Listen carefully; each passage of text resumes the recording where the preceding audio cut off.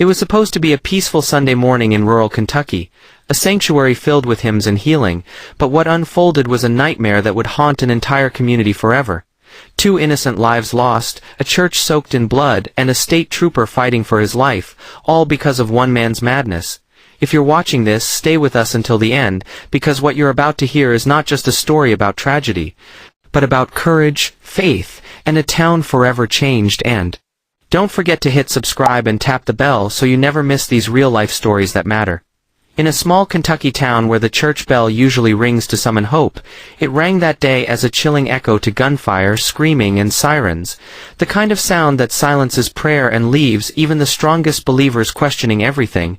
It began just before the morning service at Mount Zion Baptist Church, nestled between cornfields and gravel roads, where families gather every week like clockwork, dressed in their Sunday best, clutching Bibles and casseroles, smiling at neighbors, and greeting the pastor with warm hugs and laughter.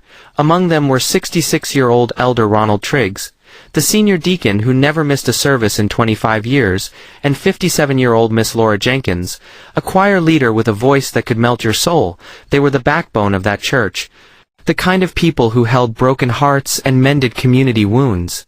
But as they opened the doors that morning, no one knew that the man about to walk in wasn't coming to pray, he was coming to kill. The shooter was identified later as 41-year-old Marcus Hale, a man with a known criminal past, mental health issues, and a restraining order against him for previous threats made to a family member who happened to attend the church. What no one knew was that Marcus had been spiraling in the weeks leading up to the shooting, losing his job, claiming demons were chasing him, and telling his mother he had to cleanse the sin from that building. On that day he pulled up in a battered Ford truck, parked behind the fellowship hall, and loaded his AR-15 style rifle, a weapon he should have never had his hands on legally. And as the first notes of the organ filled the sanctuary, Marcus was already in motion. He walked in through the side door, unfazed, eyes glassy, heart steady, and opened fire without a word.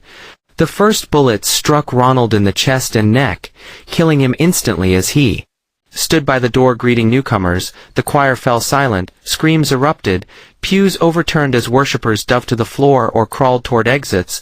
Some stayed to help the fallen, including Laura, who tried to shield a child from the gunman and was fatally shot in the back.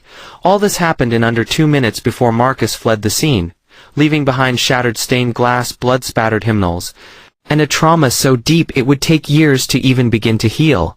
A call went out to Kentucky